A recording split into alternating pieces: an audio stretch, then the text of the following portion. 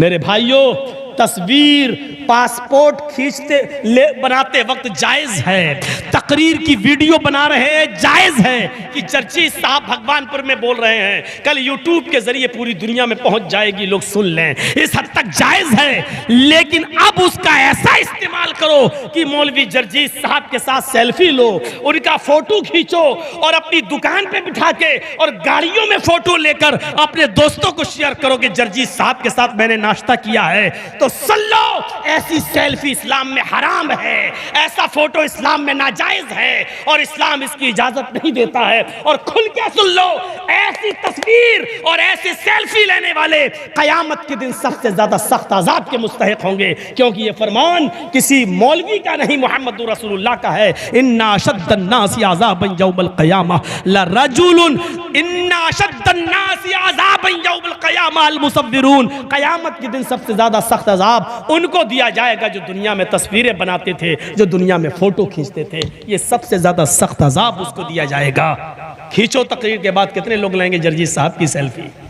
अब जो आदमी मेरे साथ अपना फोटो लेगा उसको मैंने मना कर दिया है, अब अगर लेता है तो वो गुनाहगार होगा, हम नहीं, क्योंकि मैंने हदीस सुना दी है, हम बरियो जिम्मा हैं। ये फख्र गुरूर के छोड़ो, मुझे पीर बनाने की कोशिश मत करो, मत बनाओ। मोहम्मद रसूलुल्लाह ने भी यही कहा था, मुझे हद से आगे मत बढ़ाओ, ला तुतरूनी कमा तरतिन नसारा। जैसे ईसाइयों ने ईसा को अल्लाह का बेटा बना दिया, तो मुझे हद से आगे मत बढ़ाओ, मैं अल्लाह का रसूल हूँ और अल्लाह का बंदा हूँ। इन्नी अब्दुल्लाह व रसूल, मैं उस अल्लाह का बंदा हूँ, उसका रसूल हूँ, बस मुझे अल्लाह का बंदा कहो और अल्लाह का रसूल। मेरे भाइयों, मेरे नाम के आगे लंबे चौड़े अलकाब मत जोड़ो, हजरत, मौलाना, किबला, दामद, बरकातुहू और क्या क्या चतुर्वेदी और फला फला, ये सब अलकाब से तकब्बुर की बू आती है। ये सारे अलकाब इंसान के अंदर घमंड पैदा करते हैं। इन चीजों को बंद करो। ज्यादा से ज्यादा आप कह दीजिए मौलाना जर्जीस, ज्यादा से ज्यादा कह दीजिए अंसारी, इसके आगे दामद, बरकातुहू, किबला और वो क्या क्या आपने लगाया है। बहुत से लोग तो जाने क्या क्या लगा देते हैं, किबला और दामद और पता नहीं कायदे मिल्लत और इतना बढ़ा चढ़ा के नाम लेते हैं कि लगता है ये मौलाना का नाम नहीं, पूरे खानदान का नाम लिया जा रहा है जलसे के अंदर। तो मेरे भाइयों, पीर बनाने की कोशिश मत करो, सादगी इंसान को उरूज पर पहुंचाती है, वरना दुनिया में तबसरे तो तवाइफों के भी हो रहे हैं और नाम और चर्चे तो उनके भी हो रहे हैं जो ये कह रही हैं कि हमें इस मकाम पर पहुंचते हुए कितने लोगों के बिस्तरों को गर्म करना पड़ा। चर्चे तो उनको और इज्जत तो उनकी भी हो रही है। तो मेरे भाइयों, इस्लाम के मिजाज को पहचानने की कोशिश करो। हजरत अबू बकर सिद्दीक ने क्या कहा था उमर फारूक ने कि आज मुझे पता चला कि मैं अबू बकर से नेकियों में कभी आगे नहीं बढ़ सकता। और एक दिन सौदेबाजी हुई, अबू बकर से उमर फारूक ने सौदा किया। क्या सौदा किया? अरे अबू बकर सिद्दीक, आज एक सौदा कर लो। कहा क्या सौदा करते हो? मेरी पूरी जिंदगी की इबादतें तुम ले लो। आए, किसने कहा? उमर ने। मेरी पूरी जिंदगी की इबादतें तुम ले लो। अबू बकर ने कहा अच्छा, और बदले में? कहा बदले में मुझे सिर्फ अपनी जिंदगी के एक दिन और उस दिन में भी उस रात का हिस्सा जिसमें गारे सौर में आप अल्लाह के रसूल के साथ थे और नबी को अपनी गोद में सुला रहे थे और बिच्छू आपके पैर में काट रहा था और बिच्छू के डंक से आपको तकलीफ हो रही थी, लेकिन आप पैर इसलिए नहीं हिला रहे थे कि मेरे आका की नींद ना खुल जाए, मेरे आका की नींद में डिस्टर्ब ना हो जाए। आपने उस वक्त भी पैर नहीं हिलाया। जब आपकी आंखों से आंसू गिरा और नबी के चेहरे पे गिरा तो नबी की आंख खुल गई। पूछा अबू बकर क्या हुआ? तो कहा बिच्छू ने काटा। अपना थूक लगाया और फिर आपकी तकलीफ खत्म हो गई। आपकी उस रात की एक दिन नबी के साथ जो मोहब्बत थी वो एक दिन की इबादत मुझे दे दीजिए, मेरी पूरी जिंदगी की इबादत आप ले लीजिए, लेकिन एक रात की इबादत मुझे दे दीजिए। मुझे उम्मीद है कि आपकी वो एक रात की इबादत मेरी पूरी जिंदगी की इबादत पर भारी होगी। मेरे प्यारे साथियों, ये मुकाबला क्या मुकाबला था, और हजरत उमर फारूक किस तरह नेकियों में आगे बढ़ना चाह रहे थे। ये एक रात की इबादत मेरी जिंदगी की सारी इबादतों से बेहतर होगी, मुझे दे दीजिए। अबू बकर सिद्दीक ने कहा नहीं, तुम्हारे लिए तुम्हारी कब्र है, हमारे लिए हमारी कब्र है, तुम्हारे लिए तुम्हारे आमाल हैं, हमारे लिए हमारे आमाल हैं। याद रखिए मेरे भाइयों, इस दुनिया में पैसा तो कमा लिया आपने, लेकिन पैसा कमाने के बाद में एक गज़वा हुआ, उस गज़वे का नाम है गज़वे तबूक। तकरीबन मदीने से 1200 किलोमीटर दूर, 1200 किलोमीटर, आपके मालदा से दिल्ली 1200-1300 किलोमीटर, आपके कलकत्ता से दिल्ली तकरीबन 1400 किलोमीटर, 1500 किलोमीटर, यहाँ से आप 300 किलोमीटर कम कर दो। अब आप अंदाज़ा लगा सकते हैं कि कितना दूर हुआ, 1200 किलोमीटर, 1200 किलोमीटर का सफर, वहां गज़वा होना है। और ट्रेनें नहीं है, फास्ट सवारी नहीं है, प्लेन भी नहीं है, वहां सहाबा को जाना है जंग लड़ने।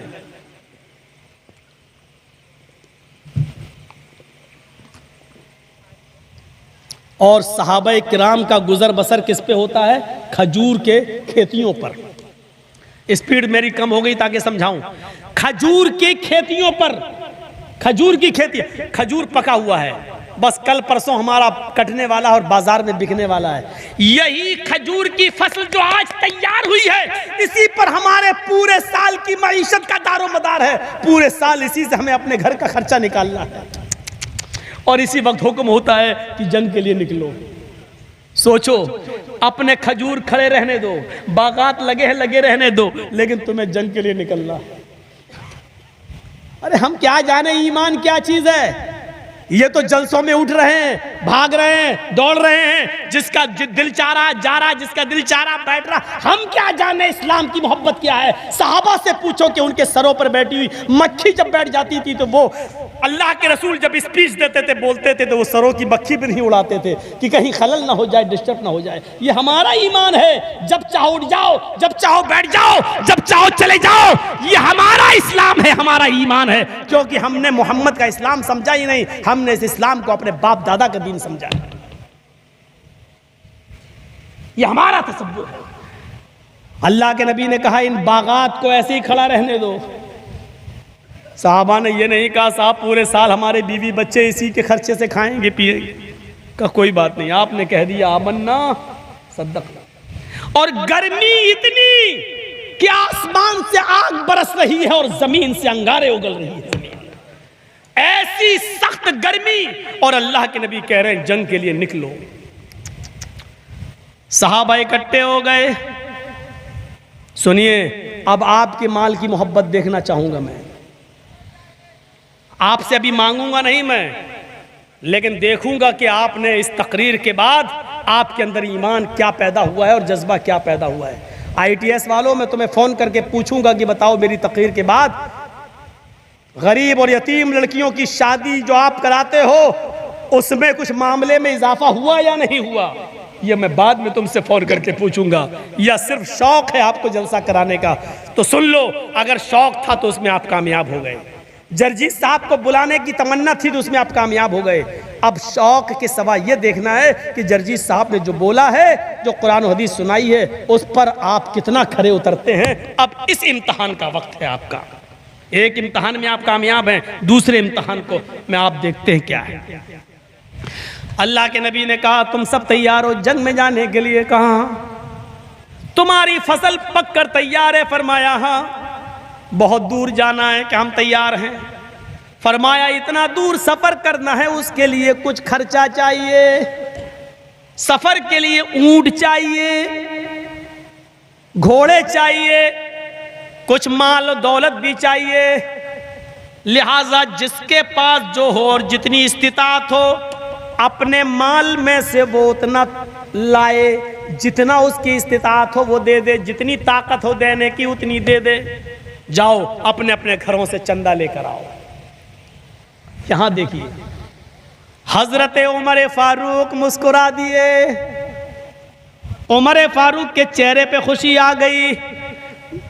हजरत उमर फारूक ने दिल में सोचा, आज बड़ा अच्छा मौका है, आज मैं अपने घर से इतना माल ले आऊंगा, इतना माल ले आऊंगा कि आज अल्लाह के नबी खुश हो जाएंगे। और आज का दिन वो दिन है, आज मैं अबू बकर सिद्दीक से नेकियों में आगे निकल जाऊंगा। नेकियों में आगे निकलने की बात होती थी, माल दौलत में नहीं। क्या कह रहे हैं हजरत उमर फारूक, आज मैं इतना खर्च करूंगा अल्लाह की राह में कि आज का दिन है, शायद मैं अबू बकर सिद्दीक से नेकियों में आगे निकल जाऊं। कुरान ने कहा ना, नेकियों में आगे निकलो, नेकियों में बढ़ो, नेकियों में दौड़ो। आज मैं नेकियों में आगे निकलूंगा। हजरत उमर घर गए, पूछा अपनी बीवी से घर में क्या क्या माल है। माल रख दिया, 2 ऊंट हैं, 4 बकरी हैं, ये है वो है। फरमाया 2 ऊंट है, 1 ऊंट सदका, 4 बकरी है, 2 ऊंट सदका। यानी अपने घर के माल दौलत में 2 हिस्से किए, 1 हिस्सा अल्लाह के रसूल को दे दिया और 1 हिस्सा घर में छोड़ा। यानी आधा घर में छोड़ दिया और आधा ले आए अल्लाह के नबी के पास रख दिया। हजरत अबू बकर सिद्दीक घर में गए और कहा बीवी घर में क्या है? कहा ये है। सब उठा लाए, अबू बकर सिद्दीक सब उठा लाए। लेकिन अबू बकर का सारा माल भी उमर फारूक के आधे माल से बहुत कम था। अबू बकर सारा ले आए, रख दिया। अल्लाह के नबी ने पूछा उमर क्या लाए हो? कहा आधा माल, आधा घर में छोड़ दिया।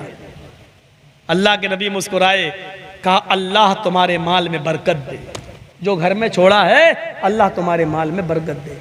पूछा अबू बकर अच्छा ये लाए हो, तो घर में क्या छोड़ा है? अबू बकर उमर से पूछा ये लाए घर में क्या छोड़ा? हजरत उमर ने कहा आधा लाया, आधा घर में छोड़ा। कहा अल्लाह बरकत दे तुम्हारे माल में। अबू बकर तुम क्या लाए हो? कहा ये रखा है। कहा अच्छा कितना लाए हो? कहा सब ले आया। सब ले आए हो तो घर में क्या छोड़ा? कुछ तो छोड़ा होगा। फरमाया हाँ छोड़ा है ना। कहा क्या? कहा अल्लाह और उसके रसूल की मोहब्बत छोड़ के आया। क्या कहा? अल्लाह और उसके रसूल की मोहब्बत छोड़ के आया हूं। हजरत उमर फारूक को वहीं गशी आई और चक्कर आए और गिर गए। लोगों ने पानी के छींटे मारे, होश में आए। पूछा उमर क्या हुआ? उमर फारूक ने सोच कहा आज दिल ने पहली बार कहा था कि उमर आज तू इतना माल सदका करेगा कि शायद आज तू अबू बकर से नेकियों में आगे निकल जाएगा। लेकिन आज मैं यकीन के साथ कह सकता हूं कि आए अबू बकर, मैं उमर पूरी जिंदगी कुछ भी करता रहूं लेकिन अबू बकर की नेकियों से कभी आगे नहीं निकल सकता। आए अबू बकर, मैं तुमसे नेकियों में कभी आगे नहीं निकल सकता। तुम अपने घर का सारा ले आए हो, मेरा आधा है फिर भी तुम्हारे माल से ज्यादा, लेकिन आधा तो मैंने घर में छोड़ा, आपने तो कुछ नहीं छोड़ा है। आपका सारा माल ये बतला रहा है कि अबू बकर मैं नेकियों में तुमसे कभी आगे नहीं निकल सकता। वहाँ मुकाबला होता था लेकिन दौलत में एक दूसरे से आगे बढ़ने का नहीं, वहाँ मुकाबला ये होता था कि तुमने तहज्जुद की नमाज आधी रात पढ़ी, हम पूरी रात पढ़ेंगे। तुमने कुरान इतना पढ़ा, हम तुमसे ज़्यादा पढ़ेंगे। तुमने इतनी इबादत की, हम तुमसे ज़्यादा इबादत। हम जन्नत में तुमसे अच्छा महल लेना चाहते हैं। वहाँ मुकाबला इस चीज़ का हुआ करता था। आज हमारे यहाँ मुकाबला ये है कि बेशर्मों को शर्म नहीं आती है कि आज इफ्तार भी कराते हैं लोगों का तो उसका वीडियो बनाते हैं और व्हाट्सएप पे डालते हैं कि देखो आज हमने 100 लोगों को रोज़ा इफ्तार कराया। अरे इफ्तार कराकर वीडियो बनाने वालों, इस हिंदुस्तान में ऐसे लोग भी मौजूद होते हैं जिनको खजूर का एक दाना भी नसीब नहीं होता है, जिनको पानी का एक घूंट भी नसीब नहीं हो रहा है इफ्तार के वक्त। तुम्हारे व्हाट्सएप पे पड़ी हुई इन नियामतों का फोटो देखकर उनका क्या तसव्वुर होता होगा, उनके दिल में क्या हुक उठती होगी। बेगैरतो, शर्म करो। कुर्बानी के बकरे लाकर तुम उसका फोटो खींचकर व्हाट्सएप पे डालकर लिखते हो कि 20,000 का मैंने बकरा खरीदा है, 20,000 की मैंने गाय खरीदी है। इस हिंदुस्तान में ऐसे गरीब लोग भी मौजूद हैं जिनके पास एक मुर्गी का 2 किलो गोश्त खरीदने का भी पैसा नहीं है। तसव्वुर करो उनके दिलों पर क्या बीतती होगी। तुम्हें शर्म नहीं आती है? शरीयत ने कुछ चीजें जायज की हैं, शरीयत ने कुछ चीजों पर बैंड लगाया है। एक चीज के दो नजरिए हैं, एक चीज के दो नजरिए हैं। छुरी है, जायज है जब तक उससे सब्जी काटी जाए, धनिया और मिर्च काटी जाए, लेकिन छुरी नाजायज है जब उससे एक इंसान का मर्डर और कत्ल किया जाए।